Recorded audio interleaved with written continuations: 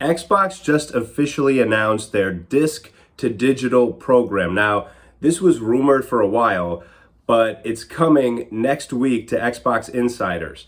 So basically what this is, if you own any physical Xbox One games on disc or Xbox Series X games on disc, you can get a digital version of the game with this new program. And obviously, this is in preparation for Xbox's next console, Project Helix, which in all likelihood will not have a disk drive coming with the system. Now, it's my hope that they will at least have a separate disk drive that you can purchase so that people who have original Xbox games, original Xbox 360 games, they can still play them through backwards compatibility on a external disk drive. That's my hope, but that's wishful thinking. But at least for people who have discs for this generation and the previous generation, they can carry them forward if they purchase Project Helix. So I'll read the announcement. This is from Xbox Wire. Players have spent decades building their Xbox libraries. Some games were purchased on disc, some were purchased digitally. Many span multiple generations of hardware. So I just want to stop right there. See, I wish they didn't say that because it just reminds me of the fact that they're not including original Xbox discs and original Xbox 360 discs in this program, at least yet. You know, if they did that right up front, that's awesome. Because can you imagine how many games from the original Xbox and original Xbox 360 that people love and they've had the discs for more than 20 years and now they can carry them forward digitally? I wish they would do that because they do have plenty of titles available through backwards compatibility. I'll give you an example. The original Tom Clancy's Splinter Cell on the original Xbox. Prince of Persia Sands of Time on the original Xbox. That game was going to get a remake and then they canceled it. So now the original game is all we have. So people who had that original disc, if it was included in this program, they could carry it over onto their Project Helix in the future. But unfortunately, that's not the case as of right now. So I'll continue. Our goal is to make it easier for those libraries to move forward with players. Today, we are introducing a feature that brings the benefits of digital to physical discs, giving players more flexibility in how they access and play supported games across the Xbox ecosystem. Xbox insiders can begin testing next week on August 31st. This is part of our broader commitment to game preservation. As technology, devices, and distribution continue to evolve, preserving access to the games people own matters more than ever. Most Xbox One and Xbox Series X disc-based games support this new feature. Players can claim a digital entitlement, that's what they're calling it, a digital entitlement, by inserting a supported disc into an Xbox One or Xbox Series X console and launching the game. Once the entitlement is claimed, you can experience the benefits of digital, including Xbox Play Anywhere. Now, for those of you who are not familiar with Xbox Play Anywhere, there are certain games that you can play not only on your console, but also on PC, also through cloud gaming, and you can carry over your progress regardless of where you're playing the game, which is pretty cool. And so that, it includes Xbox Play Anywhere and Xbox Cloud Gaming where supported, while your physical disc continues to work exactly as it always has. We're starting with thousands of titles and will continue to add more over time. While not every title will be available at launch, this is an important step toward a future where players can have greater confidence that the games they buy remain with them for years to come. So again, it's pretty cool, especially for those of you who have an Xbox One or an Xbox Series S with the disc drive and you've been buying discs for all these years. If you buy the Project Helix system, it sounds like you're going to be able to take all those games with you if you didn't purchase them digitally. Now, in my case, my Xbox Series X is actually the digital only edition. That was released in 2024. I bought it shortly after it was released. It's the only Xbox I've ever owned. I didn't have the original Xbox, didn't have the original Xbox 360, didn't have an Xbox One, and so that's why I was comfortable getting the digital edition. And I bought it when it was on sale, so it's a lot cheaper than what it is today, several $100s cheaper when I bought it.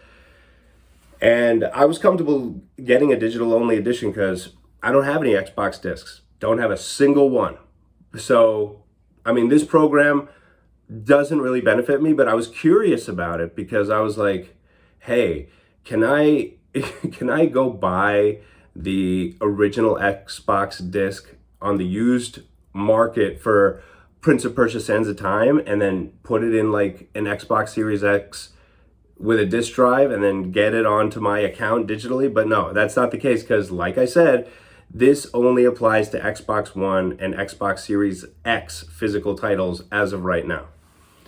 But yeah, I like this idea because it's not just like, hey guys, our next console not going to have a disk drive, and all those discs you accumulated over the years, oh well, too bad. If you want to play them on your Project Helix, you're going to have to buy them again. That would be brutal, but that's something that maybe PlayStation would do. But yeah, I mean, a lot of games to this day don't release physical discs for the Xbox. Like it's common practice to like release a physical version for Nintendo. It's common practice to release a disc-based version for the PlayStation 5, but not really for the Xbox anymore. I mean, I think a lot of the reason why is just because technically, I guess Xbox lost this generation, and there's just this, what is the cost of printing an Xbox disc to sell to people versus just releasing it digitally on the Xbox store?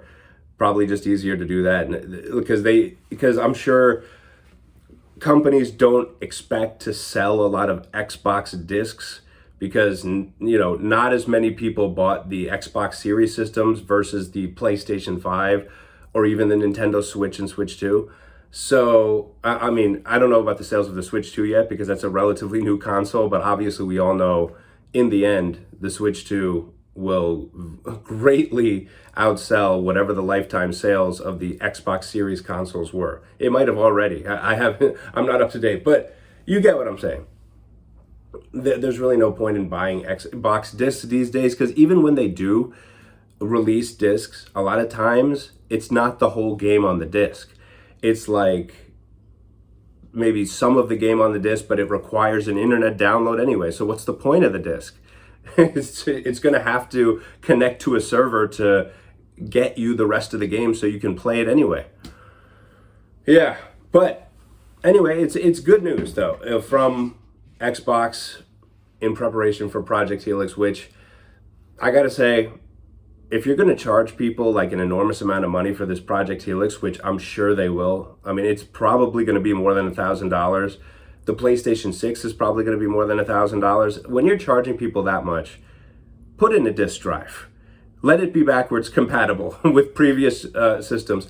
And in Xbox's case, just like they did with the Xbox Series X, where you actually can play some original Xbox titles, you can put the disc in and it'll work. I'm not saying it plays off the disc because I believe what it does is it downloads a version of the game from Microsoft servers onto your system. I don't think it actually plays off the disc through backwards compatibility, but you get what I'm saying. You can put your disc in and play the game because you own the game, you put it in, you can play it.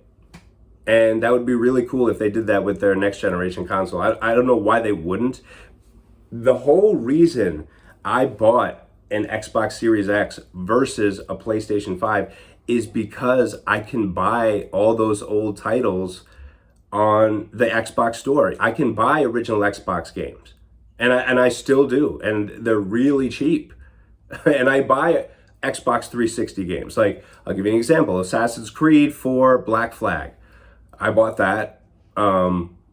There's so many others. I mean, the original Assassin's Creed. I'm sorry, Assassin's Creed 4 Black Flag. I got the remastered version, so I guess technically that's not 360. But the original Assassin's Creed is an Xbox 360 title, and I do own that on my Series X console. And you can't like you can't buy tons of PlayStation 1 games on the PlayStation Store right now. Maybe you can buy some, but it's not like it's not like a common practice. With Xbox it is, and that was the separator for me to buy the Xbox.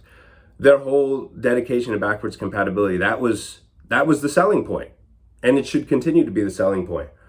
And I know carrying forward into Project Helix, I'm sure you'll still be able to buy those original Xbox games and Xbox 360 games digitally, but not all of them, you know, and then some of them become delisted. For example, the original Splinter Cell and Prince of Persia Sands of Time, which I really wish I could buy on the Xbox Store, but I can't. Oh well.